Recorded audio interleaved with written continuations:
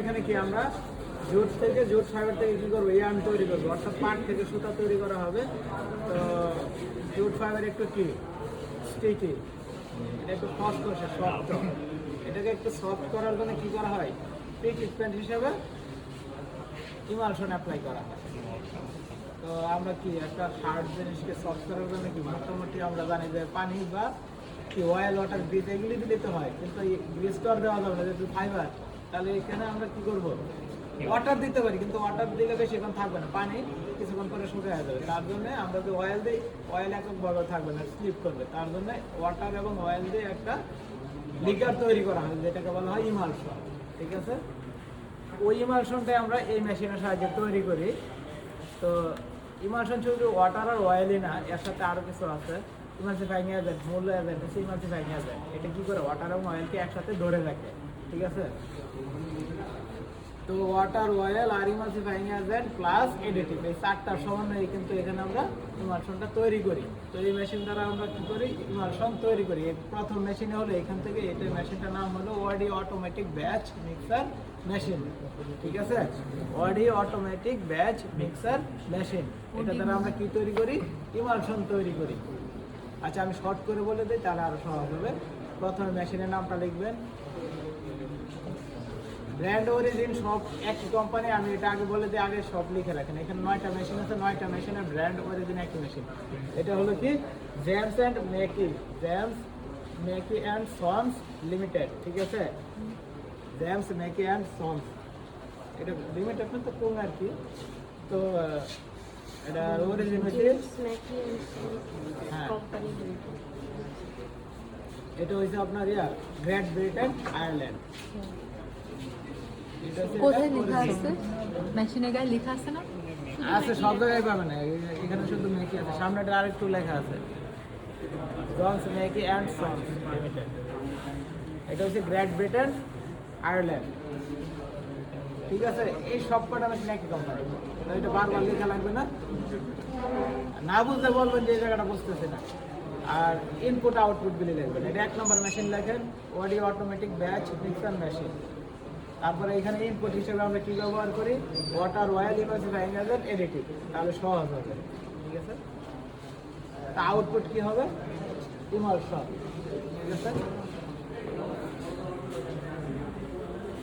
এখন ইমালশনের কাজটা কি, ওই আমার জুট ফাইবারটাকে সফট করা, ফ্লেক্সিবল করা। ঠিক আছে, তাহলে এটা মোটামুটি একটা দাম হয়েছে। আচ্ছা, এখন এই জায়গায় দ্বারা আবার পরের মেশিন, এইগুলি অনেক কিছু, এইগুলি আপনার গায়ে যাবে, এইগুলি একটা ক্লাস লাগে এই মেশিন সম্পর্কে। এইগুলি একটু বলার সময় আপনি লাস্টে আমি শেষের সময়টা বলে দেওয়ার ঠিক আছে। আগে আমি এইগুলি ট্যাঙ্ক, এখানে 4টা ট্যাঙ্ক আছে, প্রত্যেকটা জিনিস আলাদা আলাদাভাবে, এটা মিক্সিং ট্যাঙ্ক, এইটাই আসবে। আসার পরে কি করা হবে, এখানে দেখেন water, oil, emulsifying agent, additive. ওই পাশেরটা হচ্ছে অয়েল ট্যাঙ্ক, এই পাশেরটা হলো ওয়াটার ট্যাঙ্ক, বিভিন্ন ট্যাঙ্কে আমরা এগুলো দিব।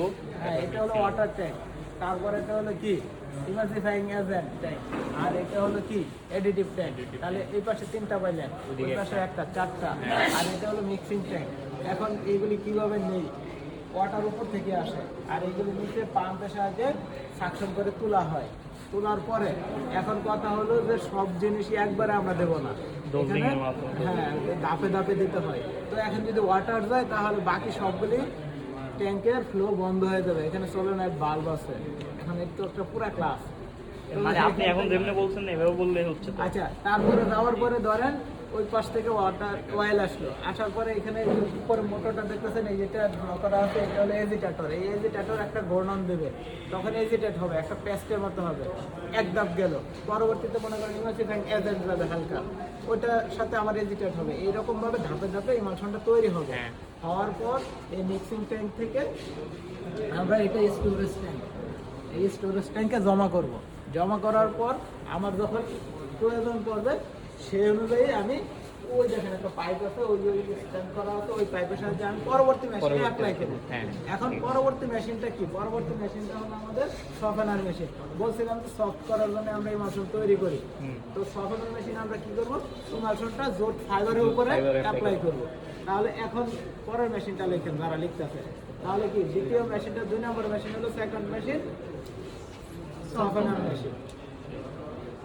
এখন কথা হলো সফটওয়্যার স্প্রেডার, ওইদিকে আর না গেলাম, স্প্রেডারও আছে, এটা এখানে নাই, এখানে আমাদের শুধু সফটওয়্যার মেশিন। হ্যাঁ, এই সফটওয়্যার মেশিনে আমরা কি করতেছি, রোয়াল জোট আছে না, এই যে এই পাশে যে পিছনে দেখতেছেন, এই পার্টগুলিতে এখন কি মোড়া করা, মোড়াগুলি আবার গাইড করা, এই মোড়াগুলি খুলে খুলে রোয়াল জোটটা ফিট করা হবে টপ সাইড, পার্টের টপ সাইড। তাহলে এই যারা লিখতেছেন সফটওয়্যার মেশিন আমরা ইনপুট করতেছি কি রোয়াল জোট, এবং এটা টপ সাইডে আমরা ফিট করতেছি, ঠিক আছে। আর ওই যে বাঁকার নজলগুলি দেখতেছেন, এইগুলি হলো কি স্প্রে নজল, ওই 4টা স্প্রে নজল আছে, সামনে 2টা পিছে 2টা। এই স্প্রে নজলের সাহায্যে আমরা কি করি, ইমালশন অ্যাপ্লাই করি। কি কিছু বলছেন? আচ্ছা, আপনি একটু ফাঁকা হন। তো এখন দেখেন এখানে কি আছে, এই যে এটা হলো ফিটশিট, এখানে ফিটশিটে আমরা ফিট করব, এইখান দিয়ে চলে যাবে, এখানে কিছু রোলার আছে, এই রোলারগুলিকে বলা হয় কি ফ্লোটেড রোলার।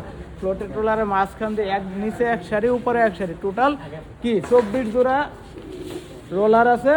আর যদি আপনি মোট বলেন 48টা, আর 24 জোড়া। একটু সামনে আগান, আগে আগে বলি। এই 24 জোড়া রোলারের মাঝখান দিয়ে আমার কি করবে, ফাইবারটা পাস হবে, এই স্প্রে নজল কি করতেছে, স্প্রে করতেছে, ঠিক আছে। এই আপনার গুণা লাগবে না আমার কথার সঙ্গে, আমি যা বলছি তার কম নাই বেশিও নাই। তো এখানে কি করতেছে, আমি অ্যাপ্লাই করলাম। তো এখান থেকে কিছু কি ইমালশন কি করবে, এটা যেহেতু রোলারের উপরে ফিট করছি, তাহলে ফল করে নিচে চলে যাবে। তার জন্য একটা ট্রে আছে, একটু কি দিয়ে দেখেন, ওটা থেকে কালেক্ট করে পরে এখানে একটা পাম্প আছে, এটার সাহায্যে আবার স্টোরেজ ট্যাঙ্কে জমা করা হয়, ঠিক আছে। এই পর্যন্ত ক্লিয়ার? একটু সামনে আসেন। পরে স্টোর এই কথা না বুঝলে বলবেন। এখানে কি হয়?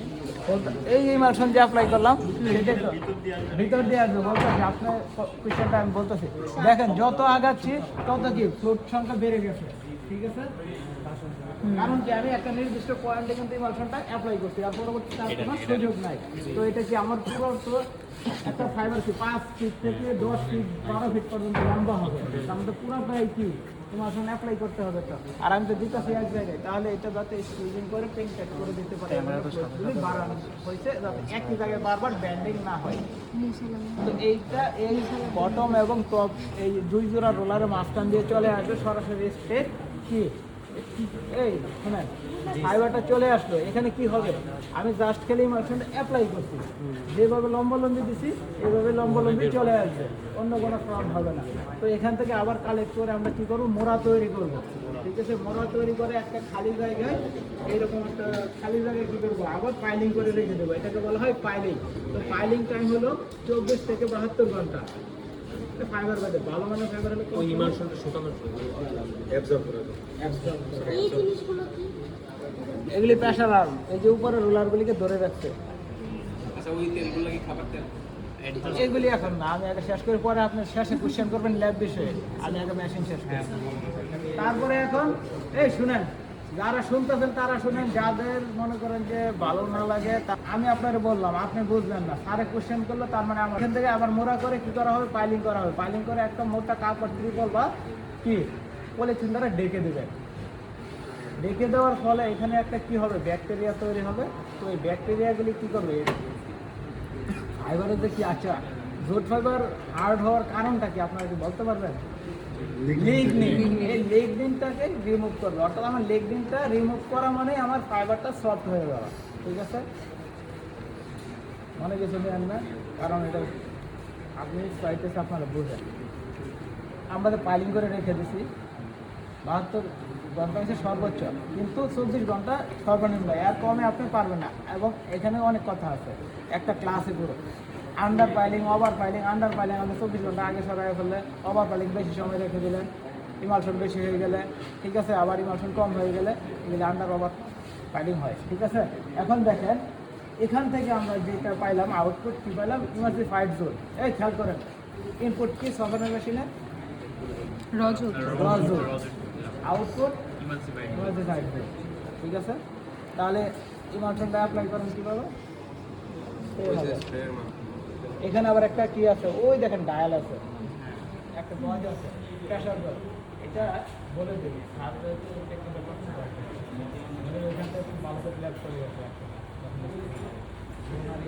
খুব ভালো ধারণা আছে না আসলে চলবে। ওই প্রেশার গজের কাজ হলো আমি যে ইমালশনটা অ্যাপ্লাই করতেছি আর বর্গ ইঞ্চিতে কতটুকু ইমালশন সালাম আলাইকুম অ্যাপ্লাই করতেছি, ঠিক আছে? এটা আমরা এই প্রেসারের সাহায্যে জানতে হবে না, একক দেখতে হলে পাউন্ড পার স্কোয়ার ইঞ্চ অর্থাৎ পিপিআই।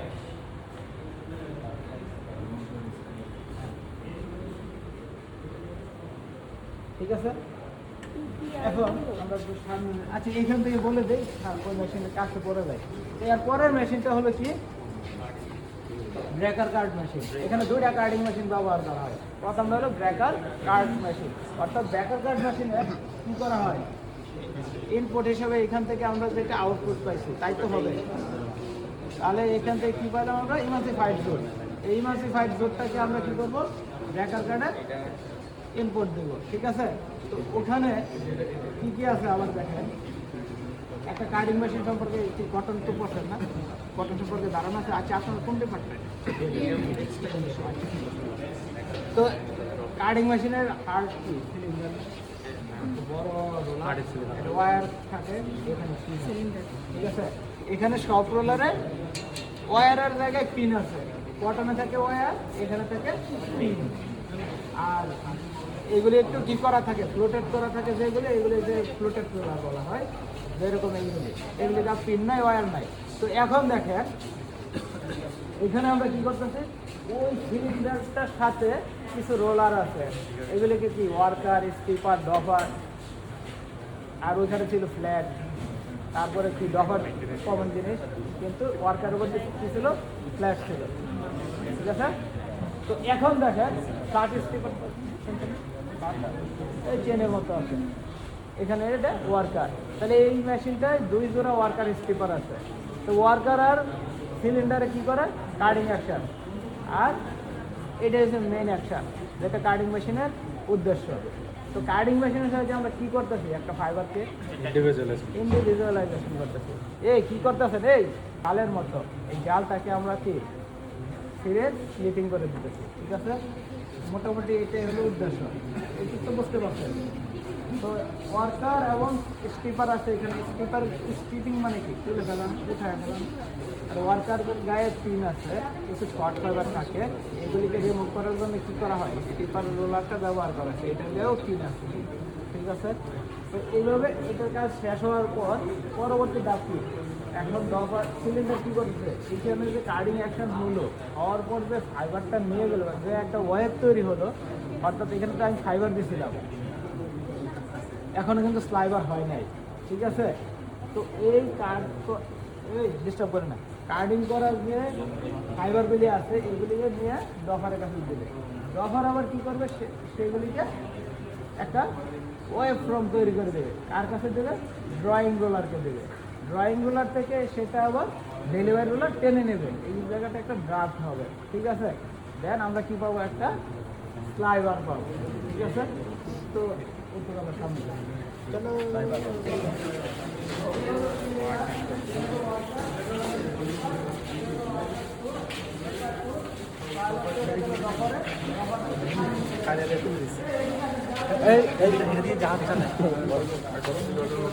আমরা 40 জন ট্রাই। এখন দেখেন এটা হলো ড্রয়িং রুমের, এখান থেকে এটা হলো পয়েন্টার হয়ে ডেলিভারি চলে আসছে। এখান থেকে আমরা যা পাবো আউটপুটে স্লাইভার, ঠিক আছে? এই স্লাইভারটা এটা হলো রোল ফরমার, এই হলো রোল ফরমার। এই রোল ফরমারে আমরা এরকম একটা, এই রোলে ধরবেন না, দেখবেন এরকম একটা রোল পাবো, ঠিক আছে? তো এইটা কি আমরা কটনে দেখছি কি স্লাইভারগুলিকে সাধারণত কোথায় নেওয়া হয়, ক্যানে নেওয়া হয়, আর এখানে আমরা রোল তৈরি করতেছি। কারণটা কি একটু বলেন তো? মানে এটার দায়াটা বেশি, কারণ এটা আমি যদি ক্যানে নিতে যাই এটা আবার তুলতে পারবো না, পরবর্তী প্রসেসে ছিঁড়ে যাবে, জড়ায় যাবে, এই জন্য এটা আমরা রোল তৈরি করছি। এখন আমরা সামনে যাই, তাহলে এই কার্ডিং মেশিনে কি করতে আমরা কি ইনপুট কি দিচ্ছি, আউটপুট কি আসছে, ব্রেকার কার্ড স্লাইভার। যেহেতু এটা ব্রেকার কার্ড মেশিন, তাহলে ব্রেকার কার্ড স্লাইভার আউটপুট আসছে রোল ফর্মে এবং রোল ফর্মে। এখন পরের মেশিনটা এখান থেকে আগে শুনি। ওই মেশিনটা হলো কি ফিনিশার কার্ড মেশিন। তাহলে ফিনিশার কার্ড মেশিন আমরা কি করবো, ব্রেকার কার্ড স্লাইভারটা শিফট করবো। তাহলে ওই মেশিনে দেখেন এখানে কিন্তু আমরা কি মোড়া দিচ্ছি, মোড়া আকারে ছিল না, মোড়াগুলিকে খুলে খুলে এখানে কিন্তু আবার রোড সাইড আগে দিছে। খেয়াল করেন ব্রেকার কার্ডে কিন্তু রোড সাইডটা আগে দিয়েছিলাম। এখন যে আমরা রোল পাইছি ওই মেশিনে ফিনিশার কার্ডে, এখন আমরা একটু রেগুলার ফর্ম করার জন্য ডাবলিং সিস্টেম চালু হয়ে গেছে। ডাবলিং সিস্টেমটা বুঝতে পারছেন? ডাবলিং কোনটা? অর্থাৎ একাধিক স্লাইবার একসাথে ফিট করলে তো ডাবলিং বলা হয়। তাহলে এই ফিনিশার কার্ড মেশিনে আমরা সর্বোচ্চ 11টা স্লাইবার ফিট করতে পারবো। 11 into 1 অর্থাৎ 11 6, 8 is to 1.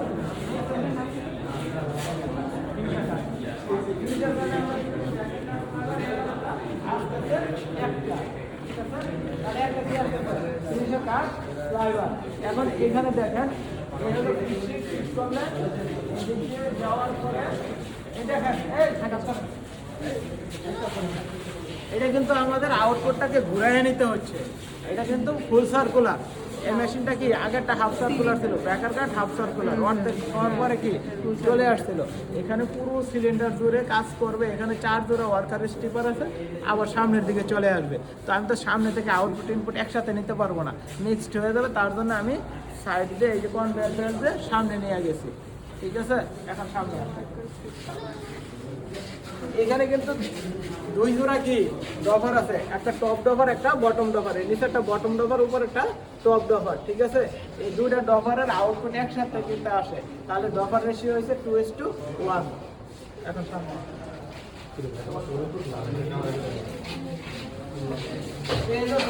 এখান থেকে আমরা কি পাবো? ফিনিশার কাট স্লাইবারের আউটপুটটা পাবো। ঠিক আছে, এটা রোল ফর্ম পাবো। চলে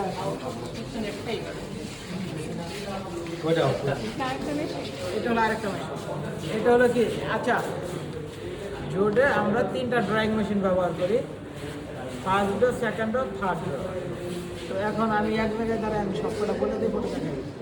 এখানে ইনপুট কি হইতেছে? ফিনিশার কাট স্লাইবার। তো এই মেশিনটা 2 হেড মেশিন, পার হেডে 4টা করে, তাহলে টোটাল 8টা ফিট দেবো। এটা হচ্ছে ফার্স্ট ড্রপে। ঠিক আছে, এই ফার্স্ট ড্রপে আমরা কী করতেছি? ইনপুট দিতেছি ফিনিশার কার্ড স্লাইবার 8টা, 2 হেডে, পার হেডে 4টা করে।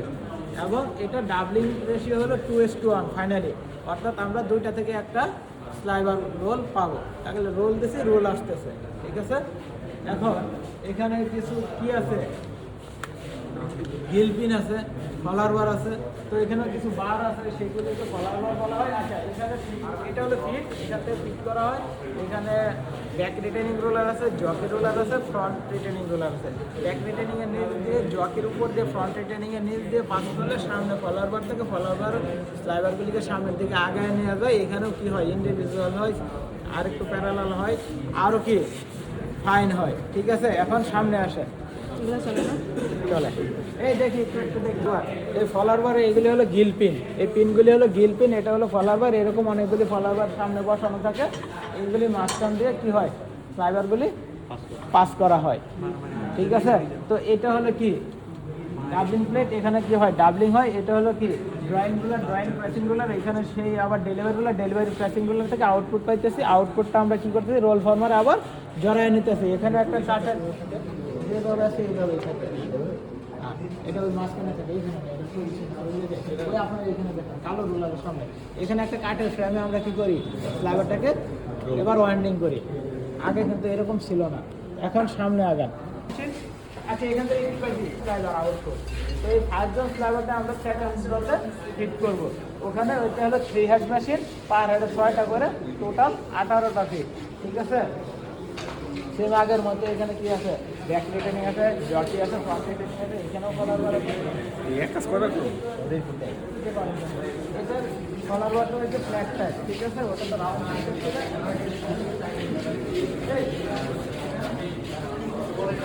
এখানে আমরা আউটপুট পাইতেছি কি? Second down স্লাইবার। সেকেন্ড ডাউন স্লাইবার এবার আমরা ক্যান ফর্মে নিয়ে গেলাম। ছিল রোল, হলো ক্যান। ঠিক আছে, তার মানে কি স্লাইবারের ডায় আরও কমে গেছে। ঠিক আছে, এখন সামনের মেশিনে আসেন। এখানে আবার কি হয়? ক্রিম দেওয়া হয়। এটা কিন্তু ক্রিম, ক্রিম অর্থাৎ ক্রিম হচ্ছে ওই যে দেওয়া হয় ক্রিম। এটা কি কারণে জানি করা হয়? এটা স্ট্যান্ড বাড়ানোর জন্য, কোহেসিভনেস বাড়ানোর জন্য, ফাইবার টু ফাইবার লেগে থাকার জন্য। ঠিক আছে, কারণ এখন আমি যত যাচ্ছি তত কি ফাইবারের গায়ে কমে যাচ্ছে, তো একটা পর্যায়ে কি এগুলি স্টিকি ফাইবার বেশিক্ষণ থাকে না। যখন আমি তো পরের প্রসেসগুলি পাস করতে যাবো, দেখা যাচ্ছে ফাইবারগুলি আলাদা আলাদা হয়ে যাচ্ছে ফাইবার থেকে, যাতে এটা না হয়। ঠিক আছে, তখন এই ক্রিম যে দিচ্ছি এটা পুষ্টি হচ্ছে, এটা ক্রিমটা কি কিন্তু আমরা তো ফাইবার তো আলাদা করতেই চাই না। সব সময় সব কিছু করা যাবে না। এখন আমি যদি এখান থেকে ধরেন এটা যখন আমি এই ক্যান থেকে এখানে এই বারটার উপর দিয়ে দেখাই ফিট করি, তো এটা চলমান থাকতে থাকতে একটা পর্যায়ে কি গ্র্যাভিটির কারণে আলাদা অলরেডি হয়ে গেছে, আলাদা হয়ে গেলে কি থাকবে এই জিনিসটাই। তো তখন যখন এই বাঁশটা সে সোজা হইতে হইতে ততক্ষণে প্রসেস পার হয়ে যাচ্ছে। এই ক্রিমটা কি দিয়ে করা হয়? এই ক্রিম্পিং বক্স আছে, ও এই ক্রিম্পিং বক্সে লিডাকে আটকে এটা করা হয় বাঁশ দিয়ে। আচ্ছা এরপরে ভাই, তো আমাদের কি হার্ড ড্রপার মেশিন, এটা 5 হেড মেশিন, 1 2 এভাবে 5টা হেড আছে, পার হেডে 8টা করে ফিট, টোটাল 40টা। আর এখানে ডাবলিং রেশিও হচ্ছে 2:1, পিছনেটা 3:1, তার আগেরটা ছিল 2:1, সেকেন্ড রো হলো 3:1, 3টা থেকে একটা, আর এখানে 2টা থেকে একটা। এখানে ওই দুইটা ছিল কি ডেলিভারিতে, আর এটা ফিডেই ডাবলিং হয়ে যাবে। ঠিক আছে, সামনে যান। ক্যান থেকে ক্যান পাবো, এটা স্লাইভারটা আরও কমে যাচ্ছে, এই জন্য কি আমার ক্রিম্পিং বক্সটা আরও ছোটো হয়ে গেছে। এগুলি হলো কি প্রেশার আর্ম, এইগুলির সাহায্যে আমরা কী করি ফাইবারগুলিকে ক্যানের ভিতরে কনডেন্স করি, কম্প্যাক্ট করে দিই, যাতে আমি অনেক ফাইবার একটা ক্যানে নিতে পারি। ঠিক আছে, তাহলে এখান থেকে আমরা কি পাবো থার্ড রন স্লাইভার। এই থার্ড রন স্লাইভার থেকে আমরা ইয়ার্ন তৈরি করব। ঠিক আছে, এখন আমরা ইয়ার্ন তৈরি করার পজিশনে চলে গেছি। তো এরপরে যে দুইটা মেশিন, এই দুইটা মেশিনই হলো আমাদের কি স্পিনিং ফ্রেম। দুইটা থেকে আমরা সুতা তৈরি করব, কিন্তু কখন কোনটা ব্যবহার করব কথা হলো যখন আমাদের ফাইনালি এই কথা শুনে কোর্সার কারণ মোটা সুতা তৈরি করবো, তখন আমরা এই স্লিপ ড্রাফটটা ব্যবহার করব। আর যখন আমরা চিকন বা ফাইনাল কাউন্টের সুতা তৈরি করবো, তখন অ্যাপ্রন ড্রাফটটা ব্যবহার করব। এখন এইদিকে আসে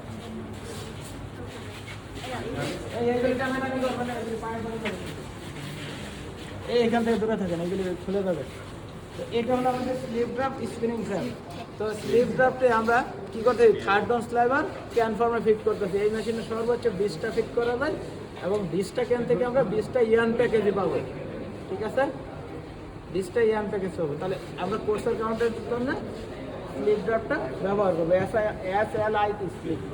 তো এখন দেখেন এখানে কি করা হয়, ওই পাশে ফিট করা হয়। আমরা এখন কি আসছি ডেলিভারি পার্টে, এখান থেকে ফিট করলে এখানে আমরা ইয়ান প্যাকেজ পাবো। ঠিক আছে, এইগুলিকে ফ্লায়ার বলা হয়। স্লিপ ড্রাফটের ফ্লায়ার হচ্ছে ল্যাগ টাইপ। এখন এইদিকে আসেন,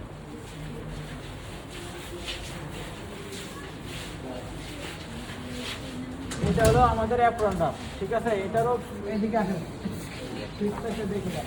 এটা হলো ফিক্স সাইড, ওই মেশিনের ওইটা ফিক্স সাইড। এখানে আমরা সর্বোচ্চ, এটা হলো apron draft spinning frame. Apron ড্রাফটে আমরা সর্বোচ্চ 8টা ফিট করতে পারি, এবং 8টা ইয়ার্ন প্যাকেজে পাবো। সামনে চলে যান,